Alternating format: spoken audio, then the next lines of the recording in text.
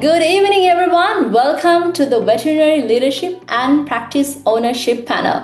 I'm truly excited to have you here with us today for what I believe will be a game-changing conversation. Let's be honest. Owning and running a veterinary practice can sometimes feel like you're juggling 100 balls in the air while the ground beneath you is constantly shifting. So between caring for patients, managing staff, handling clients, and keeping the business afloat, it's no surprise that many practice owners often feel like they're just trying to survive.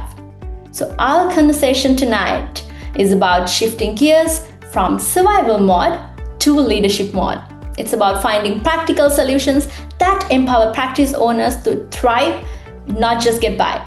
So together with our incredible panel of experts, we'll uncover strategies that are not only realistic, but also deeply empowering. So think of this session as a toolkit for you, full of insights you can take back to your practice tomorrow morning and put into action. So joining me for this panel, please welcome Dr. Christine Staten, Shelley Johnson, and Megan Bingham. It's great to have you all with us today, and thank you so much for your time and your expertise.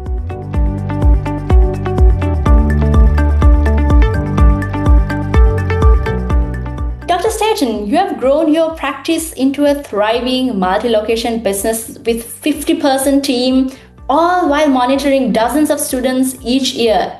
That's no small feat. Could you share it with us? What systems or mindset shifts helped you move beyond crisis mode and build a more sustainable leadership approach? Over to you. Yes, absolutely. Well, first of all, it took me way longer than it should.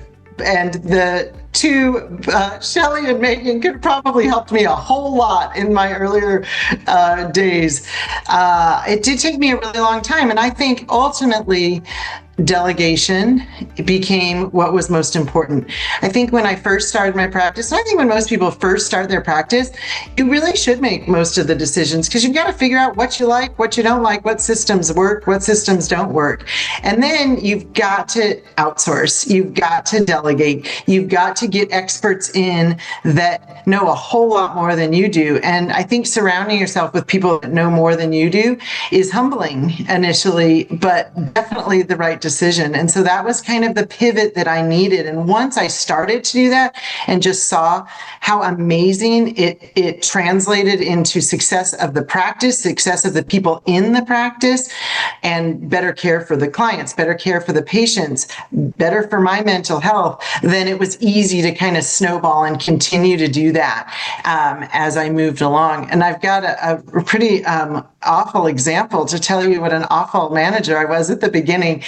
When I started my practice, I was it. I was the person. It was myself and one other ambulatory veterinarian, and we didn't know what we were doing at all. And one of the first things I remember when we built our brick and mortar and had our reception team, I said I had originally put them in scrubs like everyone else, and then I decided, I want them to look different than the rest of the team. So I picked something out of the Land's End catalog and told them I was ordering it and look at the sizes and pick their size.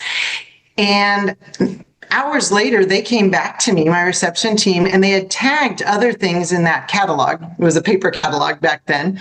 And they showed me, we like these better. And I actually got offended and thought, this is my clinic. Like, we're going to wear what I say we're going to wear. You might not be here forever, but I'm here forever. Literally, that's what I thought. And I dug my heels in and I ordered the hideous polos that they hated and looked awful in, and they were right. But I didn't even acknowledge it back then. Move forward, my reception team came to me 3 years ago. We do a satisfaction survey every year. It's a 27-page survey that my team fills out. And they said they wanted new chairs.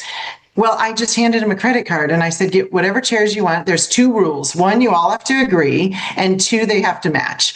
And those guys had the time of their life. They went out on weekends. They tried chairs out.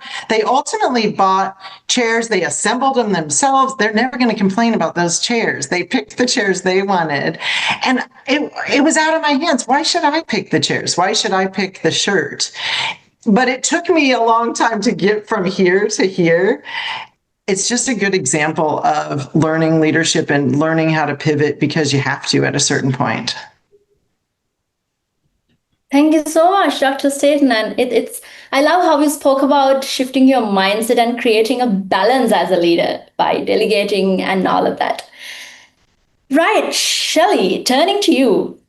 You have spent decades training and mentoring veterinary teams. From that vantage point, what patterns do you see in practices that are stuck in reactive leadership, and how can they begin shifting towards a more strategic, forward-looking style of leadership? What do you think? Wow, that's a big question, and I think about kind of this problem-based leadership or in the moment leadership that that we need to have in place, but can't really lead from that place all of the time. And I think about purpose-based leadership and really being intentional about things and learning through the benefit of reflection, like Dr. Staten has really in her last story talked about. It's stressful being a leader right out of the gates. It is, and especially if it's not exactly what you as a practicing veterinarian, we're planning on doing, meaning, veterinarians go to school, graduate, become employed as veterinarians. That involves a high degree of self-discipline, self-awareness, self-regulation, and all these things. That's intrinsic motivation. So the self-leaders, this whole idea of your self-leadership, really taking that and being able to take the initiative here to manage yourselves effectively, setting goals and prioritizing your tasks, staying aligned with the values you have and aspirations. I want to have us understand about self-leadership and then the transference of that, and then maturing, helping to elevate that model in a business sense. So, not just the same as not all veterinarians are the same and not all practices are the same. But if we reflect on the self-leadership piece, that the individual had exercised to get through and be a veterinarian, be an associate, be a business owner, the leadership gene is there. And for most, it is possible. And I say for most, because it may not be for everybody. It is possible to influence that gene expression, that leadership gene expression, and grow into that business leader model. And so we don't know where we're headed, and we don't know really how we're going to get there. But if we can, in the first place, understand that we have self-leadership and have hope that we are going to be able to grow that model ourselves and be able to handle issues and things and planning and be strategic, then I think that helps us set that groundwork there. I think self-leadership really refers to the processes by which individuals, I should say, influence their own thoughts and behaviors. And some of the key components of self-leadership really are around self-awareness and goal setting and self-management. As I had mentioned, we were thinking about that veterinary students, this intrinsic motivation, the adaptability. Dr. Staten just talked about pivoting. And so all of these things are incredibly valuable to value set that you have as a leader. We transfer this into a business leadership skill. And so the principles of self-leadership, when we take those and apply those, that leading objective is now focused beyond ourselves and focus outward, and the impact that it has on others. And others can be your employees, can be your associates, can be your clients, your patients, vendors, community. So there are a lot of stakeholders here that are involved as you consider the impact that you have. So when we have this transference or the idea of that, we want to really think about our enhanced self-awareness and really, again, what our influence is into those stakeholders or circumstances that are happening within our business. Vision and goal alignment. Oh my gosh, there hasn't been, a session ever or a conversation ever around veterinary business management and leadership that doesn't involve talking about vision and goals, mission, vision, values, all of that. And sometimes we think that, well, that'll come, or that's a bunch of soft stuff. I don't need to worry about that right now because I have to worry about having employees. I have to worry about, my chart of accounts. I have to worry about, are there going to be clients that come in the door? Will they come back? And there are all these things. But if we lead from the front end with vision, mission, and goals, then we are really setting ourselves up as leaders of people and leaders of the business. It's our responsibility too, in that business leadership role, to be someone who is motivating for others. When I was in practice as a practice manager, there was very rarely would I come across in a hiring process and, in an interview or an application, looking at an application, that there wasn't an expressed motivation by that person. I want to work with animals. And it took me a while to really get this and make it click, that when I found the right person in that applicant pool, that interview process, and I brought them in, and I remembered that their initial reasoning for filling out this application, and they're the best of the best right now because I'm about to hire them on, they want to be there. So for us as leaders in practice, for us to be able to set that vision, the mission, and the goals, and really apply and create that synergy for that to happen, then our leadership has effectiveness. I think also alongside of that motivation and really understanding, we're in an animal business, but my gosh, we're in a people business too. And we learn that by the hard route sometimes in practice, right? And sometimes it's the thing that we want to avoid as practitioners. But when we get right down to it, understanding people's really going to help us get from here to there. Our accountability and responsibility for our actions and all the things that we do, modeling the way and really being an example within the practice, no matter how much you think you do or do not know as a leader, that's one thing that we kind of get. If I do the things in the right way, morally, ethically, I'm using good judgment. We really want to be accountable and responsible to that. Another skill set that we hear a lot about and is, I think, absolutely paramount to an effective leader is the understanding around emotional intelligence. Our self-awareness, our empathy, motivation, our self-regulation, all of these, our social skills, all of these things help us to be a better communicator, a better collaborator, a better listener. And that's one skill, listening. Again, in coaching and mentoring folks, and Dr. State, you might have some reflection on this as well. Listening is that skill we don't stop learning how to do. And I don't know that we ever become perfect at it. We can learn a lot about a situation and about others through listening intently, instead of listening to only respond. And so I think those are all really valuable pieces to transferring into business leadership skills. When we have that enhanced self-awareness and we have the ability to motivate and we're able to put these things into at least an awareness space for ourselves, we're able to carry that into application, if you will, into situations. We have situational leadership that comes up where on some levels we might have to really have a high degree of strategic leadership to really move forward and past something. In other instances, we may need to really exercise this is a time for empathy. This is a time to listen. There might be a crisis in the community that we're responding to, and we need the whole team to pull together. So our leadership skills, when it comes to exercising them, it's very situational, as Dr. Staten also mentioned. Nothing's the same, day after day. How is our crisis management, when we move into having to deal with things, getting kind of the point of the question here, how do we pivot? How do we adjust? Do we have reactive leadership? Is that going to stay? Is that something that we have to focus on? Well, we do need to know how to focus properly so that we can keep the team cohesive, that we're all focused on the values that we uphold within the practice to move through. So, having crisis management kind of as an area to consider, I think that our core values and establishing our core being of how we operate, kind of the 80-20 principle on the daily, that should give us the strength to be able to move through. If we don't have the mission, vision, values as an example, and we don't build that stability from the inside out, we're going to lack vision. We're going to be in crisis management most often. We're going to have limited team interaction and engagement when we need everyone to pull together. And we're probably going to have communication that is not as effective as it could be. So that leaves some big gaps in all types of care that we are responsible for in our practices.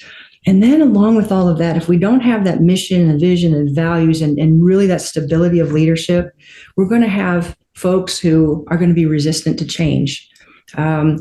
It's going to be a challenge to be able to overcome when there are challenges.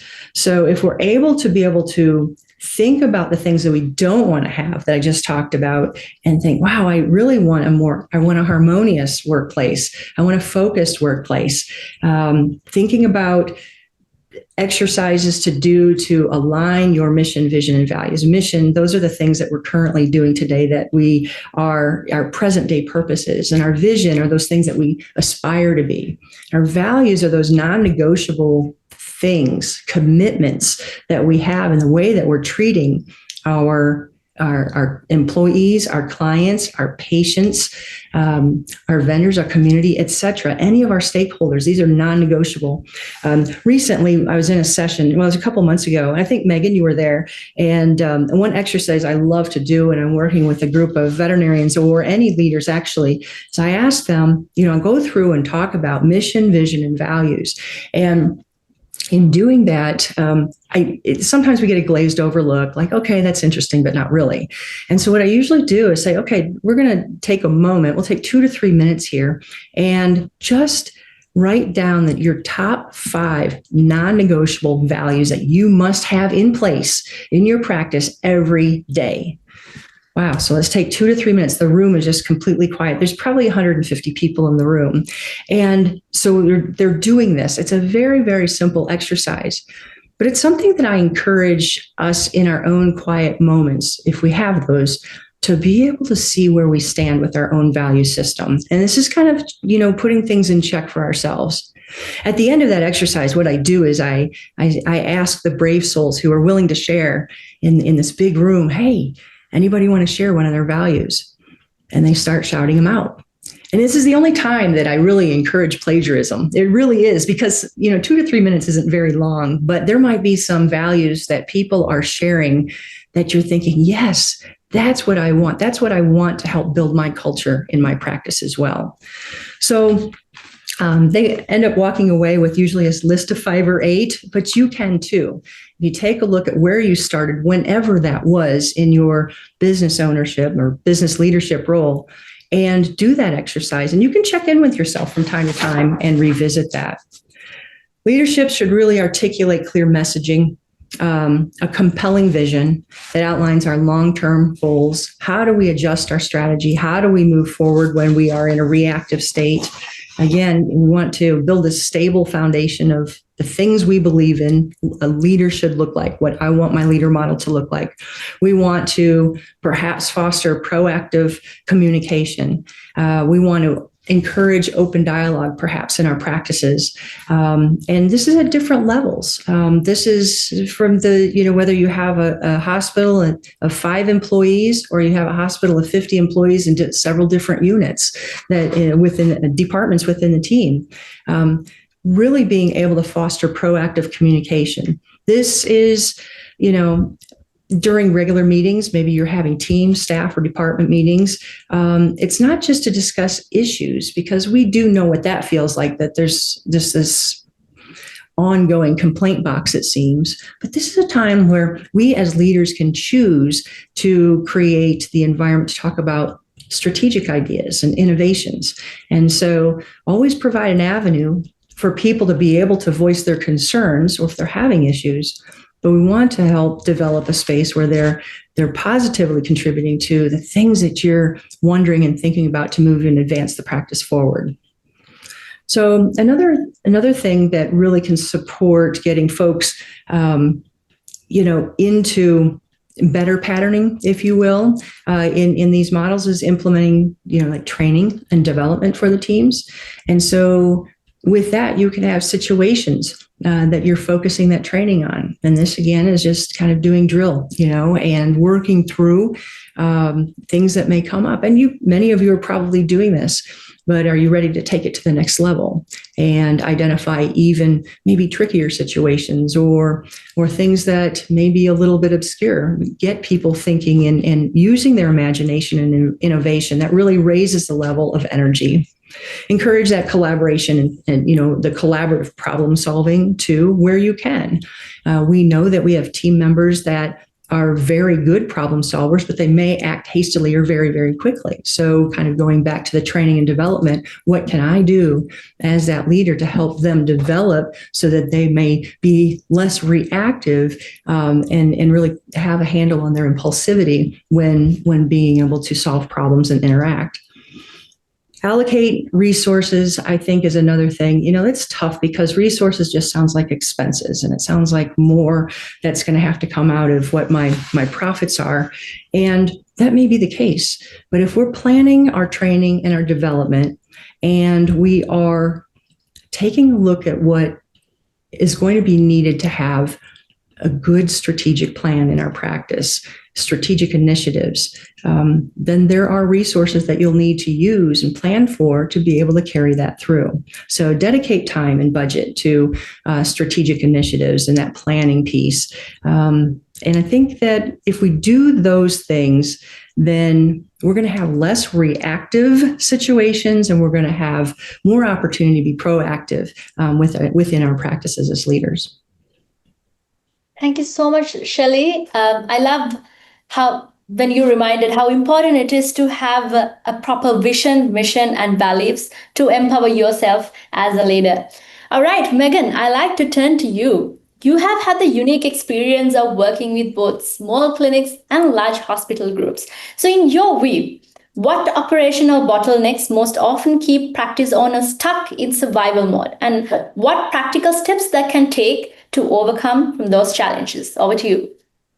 Oh, yeah. I mean, that's a great question, right? And these ladies have already given such fantastic answers that I'll just try to expand on that.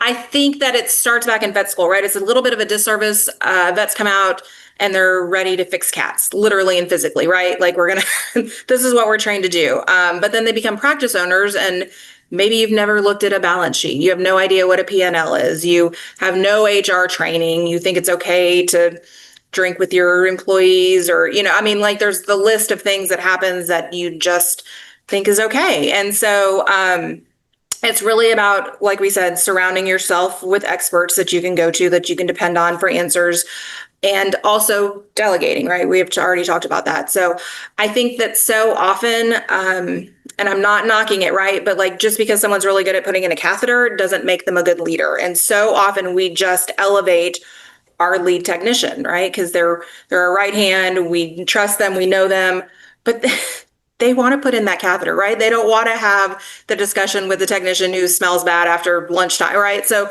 there's all of these things that we kind of sometimes shoot ourselves in the foot when we're not promoting A at all or B appropriately. Like we don't want to fit that square peg in the round hole because that's not going to work for anybody.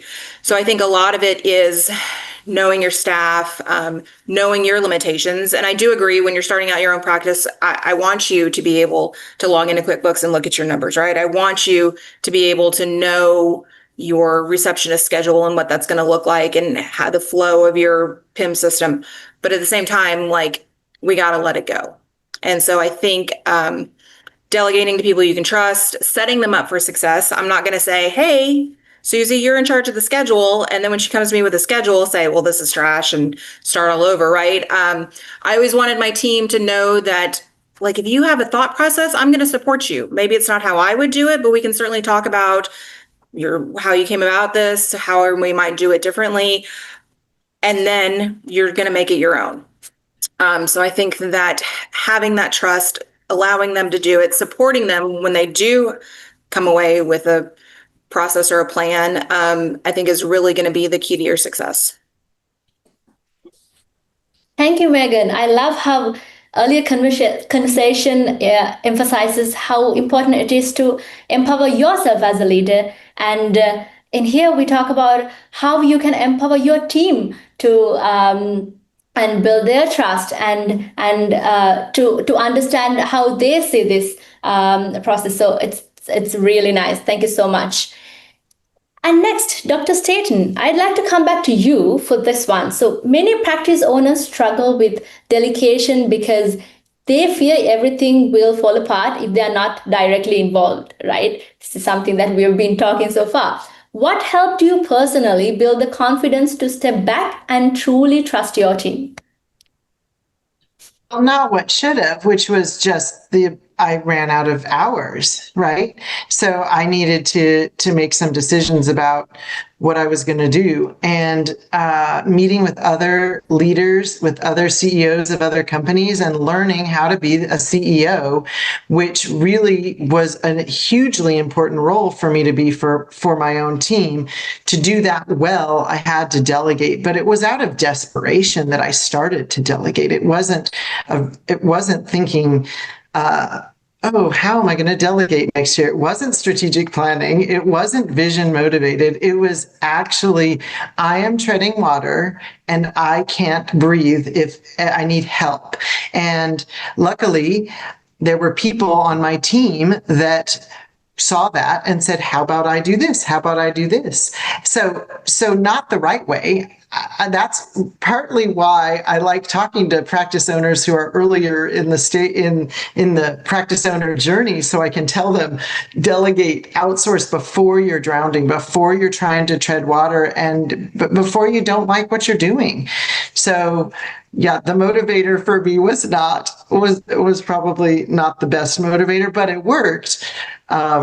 And that's when I started delegating. When I absolutely realized I could not do what I wanted to do, which was I did want to grow my practice. I did want us to. We built a really big building. I knew I had to have a large practice. I wanted that large practice, yet I couldn't do it.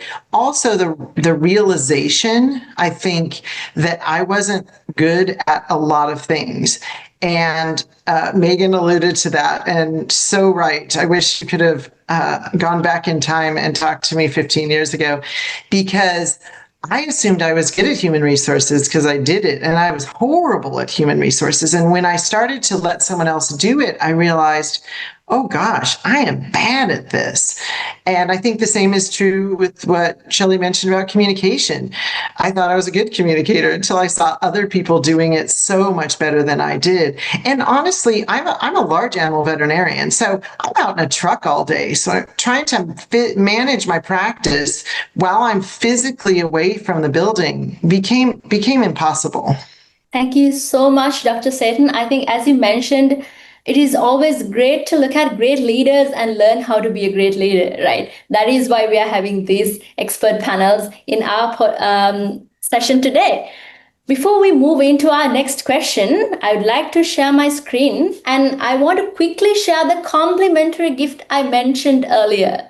So this comes from Naren Aruraja, the founder of the Veterinary Business Institute and host of the VBI podcast. Naren is also the CEO of Equa Marketing, a company dedicated to helping veterinary practice owners grow through smart, strategic digital marketing. As a thank you for joining us tonight, Naren is offering you a free marketing strategy session with Laila Stone. Yes, you heard it right. It is for free. Laila is a veterinary marketing consultant for both VBI and Equa Marketing, and many of you may already know her. She's not only an expert in the field, she's also genuinely passionate about helping veterinary professionals stand out in an increasingly competitive space. So here's why this is such a special opportunity, okay? Before your session, Laila will spend several hours researching your practice, your online presence, your competition, your local SEO. So when you meet, she'll come prepared with custom, actionable recommendations tailored specifically to your practice. So think about it. Are you showing up online when pet owners in your area are looking for care? Are you turning those clicks into actual visits? And is your marketing working while your clinic is closed? So this session is designed to help you answer those questions and fix anything that is not quite working. This is how I think about this, okay? What is the risk of booking? Honestly, just your time. There's no sales page, no strings attached. But what's the risk of not booking this? You could be leaving opportunities and growth on the table that could make a real difference for your practice So don't wait, go ahead and scan the QR code and or click the link in the chat. We love to see each one of you take advantage of this exclusive opportunity. So let's get back to the questions. All right, I'd like to get back to Shelley. Shelley, I'd like to hear your take on this next one. You often speak about importance of authentic leadership, empower self-leadership. In this context of veterinary practice ownership, what does it all really mean to lead with authenticity? And how does that translate into building a healthier, more accountable team culture? Over to you. Yeah, great question. I really refer to it in this context as the ability of veterinary leaders to be genuine and transparent and really true to their values and their beliefs that they have while guiding their team. And it encompasses several different principles, really.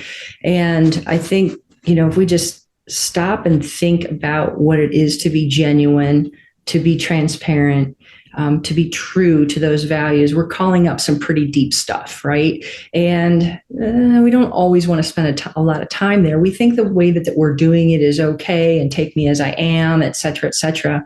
But really just a little bit of reflection on how we're coming across to others. There's that kind of self-awareness piece, right? And we think about transparency and where are there opportunities where we can be transparent and more transparent, or are we saying too much, maybe a little less transparent, but what are we doing with our ability with transparency?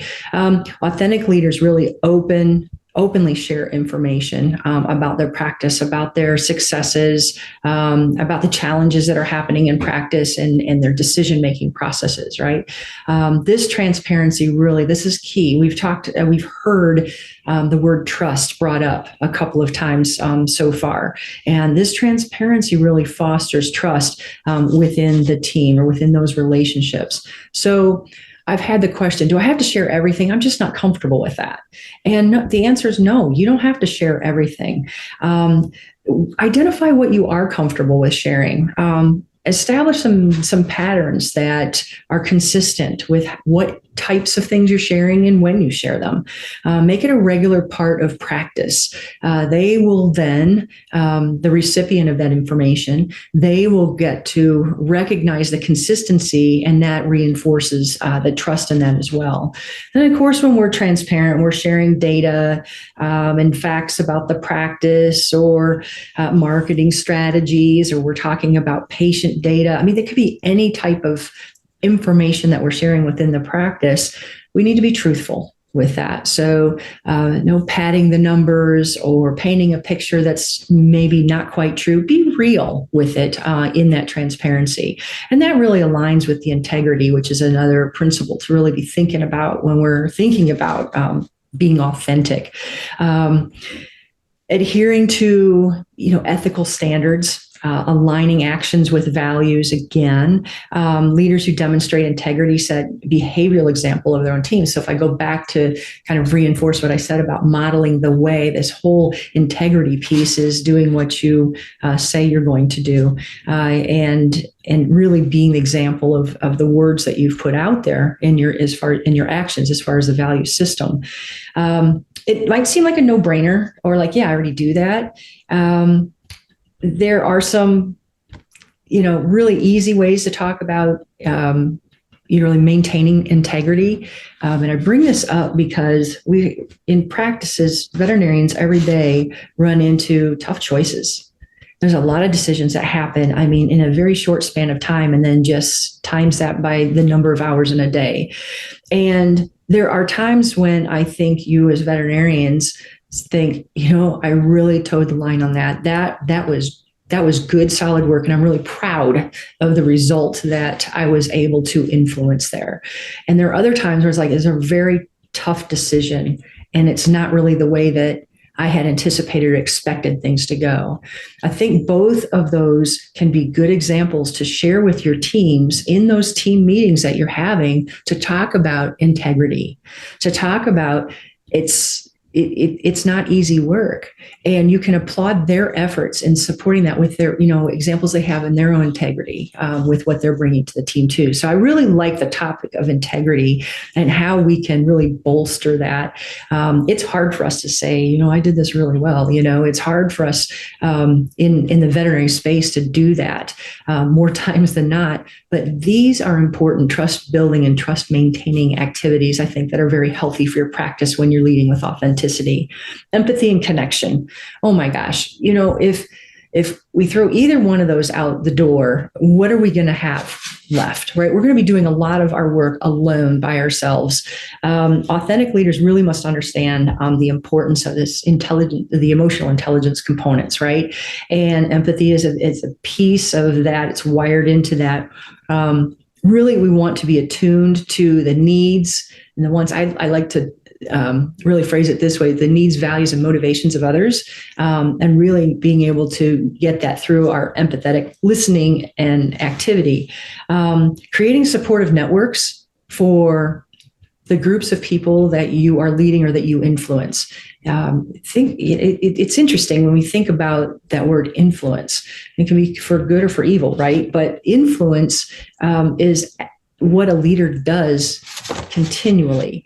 And so to do that and live authentically through good decision making, clear communication, and intentional connection with people is going to build a stronger relationship and a stronger shared value system with folks.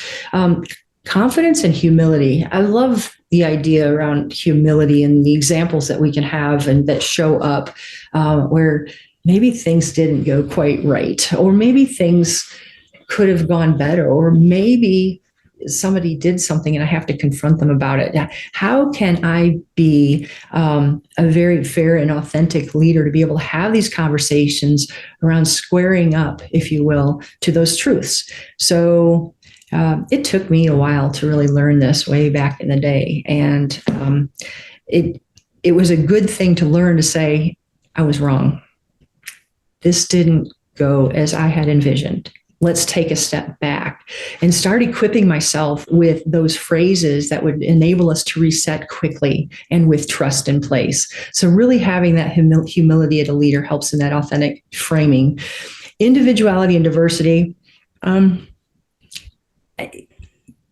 think that celebrating the individual differences that we have within our teams is a good thing, recognizing the unique perspectives that people bring to a variety of situations. And we always have, and we have to watch for this as leaders, we always have the one person who just doesn't say much at all. And as leaders, finding a way to be able to bring their voice to the surface. And so without going into introversion, extroversion, and going down that channel, I think it's important for us to recognize that those realities exist, and it's upon us to figure out how to communicate best with others. So celebrating those gifts, encouraging this across the team fosters overall engagement and leading to higher job satisfaction. We want to foster trust. We want to strengthen our relationships that we have, enhance that collaboration, kind of mentioned that before, and be able to authentically walk into a room or a situation knowing that we're not hiding behind anything. And so if we can do that for ourselves and coach that also within our team, then we're going to get to the source or we're going to get to sources of things and solutions of things much quicker and more comfortably. So all of this really, when we're talking about fostering trust and building a really great authentic leader in yourself, we're enhancing morale across the board. We're building accountability, which is a big buzzword too, right? And so if we're able to do these things in honest, authentic ways, we're going to get some rewards that we didn't really know were going to be out there. We know when they're not there, when they show up, and how do we correct this problem? Well, this is going back to step one on really identifying yourself as that authentic leader. Thank you, Shelley, and thank you for your perspective. Be yourself, be true to yourself. That's all about it, right? Like that. All right. Next question is for you, Megan. Drawing on your experience with operations and process improvement, what do you see as some of the most overlooked processes in veterinary practices. And when these are optimized, how can they dramatically reduce the daily chaos that so many practice leaders face today? What do you think, Megan? Yeah, I'm going to go back to basics with this one. I think communication is key, right? We've all touched on that tonight. I think that sometimes you've got that one key player who operates in a silo, right? I'm indispensable because I'm the only one that knows how to fix this machine. And sometimes that's a practice manager, sometimes that's a doctor, right? I personally, I want to be missed when I'm gone, but I also want to be able to leave and not have the building burned down. So I think that that's one area of communication. I think we've all, if we've worked in a practice, you've had that front versus back, right? That's a common struggle. And so I think that communication is key there. I like the idea of cross training, so everybody knows that sometimes their job sucks, right? It's not just the dealing with the cranky clients, but sometimes it's dealing with the cranky dog. So I think that opening that communication that way. And then I think that it's really important to communicate with the team regularly. We talked about having open book policies, but I also think that it's very hard sometimes, especially like when you've got a staff of 50, you can't get them together all the time. And so we say like, oh, we're going to have a meeting, and then it gets postponed because X, right? There's always something. And so I think it's really important. And some people are really successful with 5-minute morning huddles. And some people are really successful with having a meeting once a week. I would just did a memo every week because there's some things that I can't wait to the next meeting to talk about. And so just having communication throughout, regular, timely, I think is very important. And then Shelley, you might know, I had Patterson come in and do the what dog breed are you communication style, which was a game changer for us, right? Because we can all relate to dog breeds. I know that I'm a German Shepherd versus someone who's a Chihuahua versus a Poodle, right? They're all very different. They're all extremely relatable. I did that, and then I made a poster for my break room. And I had everybody, what type of animal they were, and then those personality traits. And then when I would onboard a new hire, I would have them take the quiz as well. And so we would all know, like, can't come at her hard because she's going to, roll over and show your belly or whatever it is. And so I think like communication styles, especially now with age differences in the workforce, like that's a big deal too. And so setting some good examples, letting your staff know that this is what we expect of you. We expect open communication. I want you to be an adult, right? We're not talking behind each other's backs. We're having conversations to say, hey, you hurt my feelings, or hey, why did you do this? I think that kind of boils it down and really eliminates a lot of that chaos. Thank you, Megan. It's really important. I love how you emphasize, even we spoke about this throughout the session, open communication, how important it is for everyone. All right, Dr. Staten, through your veterinary MBA work, you have helped so many practice owners strengthen their operations. So from what experience, what's one key operational change you often recommend that I can immediately take some pressure off from overwhelmed practice owners? Would like to know your thoughts. Absolutely. A CEO day. Honestly, I talk to them about they have to work on their practice, not just in their practice. And we have a unique business model, right? If you own a McDonald's, you aren't necessarily the wage earner. But if you own a veterinary practice, you're also the revenue generator. And so it's really hard for them to take that step back and say, I'm going to take a whole day where I'm not going to generate revenue directly. And I'm going to do that vision work. I'm going to do that strategic planning work. I'm going to do a little self-care. I'm going to schedule all my meetings on that day. I'm going to respond to all my emails on that day so that I'm not trying to solve every problem between room 1 and room 2 in the middle of the day. I can tell people, shoot me an email. I'll get to it on Thursday because Thursday's my CEO day. And so I think that's been really hard for people to do. But once they've done that, they recognize the value in it. And, their whole team recognizes the value in it because they see strategy. They see a plan moving forward. They see an owner that's not just an owner, but now is running the practice, guiding the ship, helping them out. And that's where you also learn how to, well, who can help me with this? When you're in the thick of everything, you can't think who can help me with this. But when I have a CEO day, I can think, okay, this task or this responsibility I can pass off, but I need to write up how to do it so that I can pass it off well. Like these guys discussed, you can't just say, do this for me now. You have to actually onboard them. That's something you're going to do on your CEO day. That's something you're going to plan on your CEO day. So I think for sure, that's the number one thing that it makes change in practice, because it lends itself to everything else that now we can do because we have that dedicated day. Can I talk about, can I piggyback on what Megan was saying? Yes. All right. I just wanted to jump right into hers. I was like, oh, shoot, I have a question.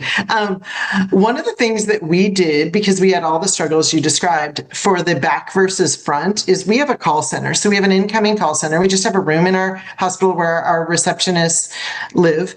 And our front desk is more of a concierge. They're really client focused. And in that call center every day, one of the technicians is assigned to be in there, and they rotate through, and they're the ones helping the receptionists, but the receptionists are helping them because they don't know everything either.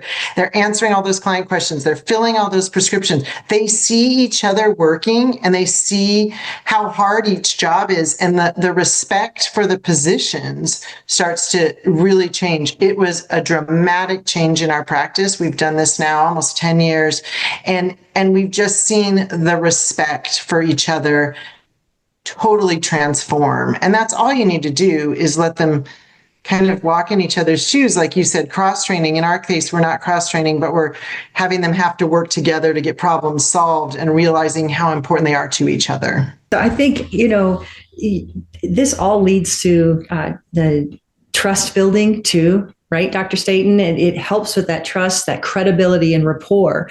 And so that can deepen then that appreciation. There's a respect that's being built, an appreciation for the roles that different people have in the practice. But if we think about checking our trust, credibility, and rapport building, that is an excellent way to do it. So how long have you been doing that, Dr. Staten? 10 years. We built our call center 10 years ago, and I said, this is going to actually isolate the receptionists more because they're physically even more isolated. So yeah, we did it. And this, my goal was to get stuff done, but also to let them see the appreciation and recognize the teamwork that's involved.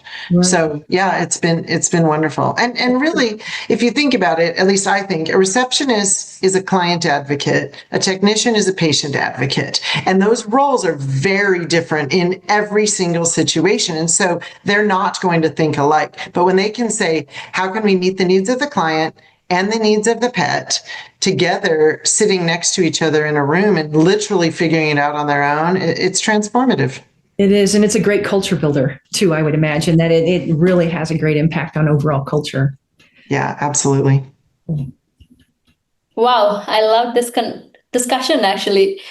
So we're coming to the end of the session actually, but before we wind up for the session, I'd like to leave you all with one final reflection. If there's one thing, just one insight or small shift you hope every veterinary leader takes away from tonight's conversation and applies in their practice this week, what would it be? I'd like to start with Dr. Staten. Find other practice owners. Easy. Find other people, find peers, find people that are doing things better than you. Find people that need your help. Hang out with them at every conference you go to. Hang out with them on Zoom. Create communities in your own community. Call your other veterinarians in your community and go out to lunch with them. We live in isolation, and I can say practice managers, I know this because my practice manager is amazing and she lives in isolation too, but we live in isolation. We feel like we're on an island, even though we're surrounded by people. You have to find other people that are living on islands and get together with them. Absolutely. Yeah. That's the biggest thing. Wow. Networking. Amazing. Shelley, what do you think? I think that I really love what Dr. Staten said, and really really definitely support that whole line of thinking, building your network. I think that when we look inside to the team, what are the things that we can do to build that trust, to be that authentic leader in our practice? What walls have we put up or facades have we put up to just kind of cover? We're sometimes in that position of kind of faking it till we make it. It's okay. We're all learning here. And so if you can come from a place of being your authentic self, being transparent, and helping others grow kind of in that service, you'll see growth too. Really try to find your path to that, because that will be more freeing than you believe can be true. Right. So everyone's different. Be yourself. Be true to yourself. Thank you. Amazing. Megan, finally, what do you think about this?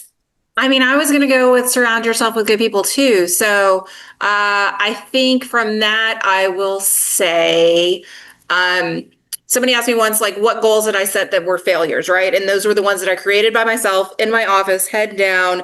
This is what we're going to do, and this is how we're going to do it. So back to the chairs and the uniforms, right? Like, this is a team, and your team needs to have the buy-in, and they're the ones doing the work. So if there's a hiccup, go to them, ask them how they'd fix this, or what would make their job easier. What can we do to make this a smoother transition? And I bet they will come back with some amazing ideas, and right, they're going to have more buy-in because they're excited about it. And so I think that's just going to make everybody happier overall. Wow. Thank you so much. What a night this has been. So many golden nuggets, practical strategies, fresh perspectives, and real world wisdom that you can carry back into your practice tomorrow morning. I would like to remind you again, don't miss your complimentary strategy session with Lila Stone, courtesy of Equa Marketing. Remember, this is not just a chit chat. It's hour of session, tailored insights, and a roadmap designed specifically for your practice. So scan the QR code and grab your spot. It's an opportunity. You'll be glad to say yes to it.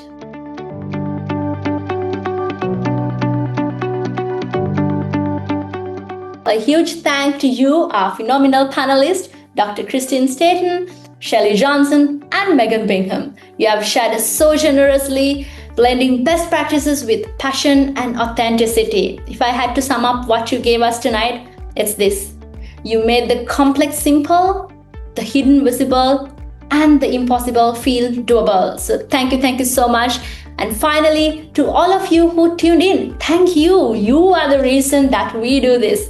Without you, there's no learning, no growth, no community. So stay connected, keep the conversations alive, and remember, leadership is not about surviving, it's about creating future worth leading into. So I'm Chahara Bandara, and it's been an absolute honor to host you tonight. So we'll see you at the next Veterinary Business Expert panel. Until then, take care.